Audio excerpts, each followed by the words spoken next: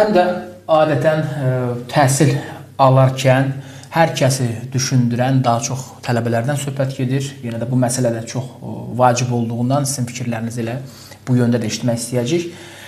Həmin o mühitdə təhsil alan uşaqların, gənclərin tələbəlik həyatından sonra işlə təmin olunması məsələsi və üst tutacaqları hər hansı bir müəssisədə, hər hansı bir yerdə, ölkədə, məkanda onların diplomlarının, sənədlərinin nə qədər keçərli sayılıb, sayılmayacağı mövzusu da daim müəyyən suallar yaradır, narahatlıqlar üzə çıxarır. Bu baxımdan qardaş ölkədə ümumi vəziyyət və xüsusilə də sizin dərnəyin bu istiqamətdəki səyləri necədir? Yəni, belə bir problemlər yaranırmı, ortaya çıxırmı?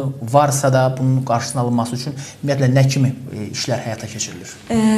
Bursa'da olan 4 üniversite ile biz görüşerek bir protokol imzaladık. Özellikle Azerbaycan'dan gelen öğrencilerin yerleşmeleri, ondan sonra burs imkanları ve diğer eğitim alanlarından yararlanmaları için bütün protokollerimize maddelerimiz var.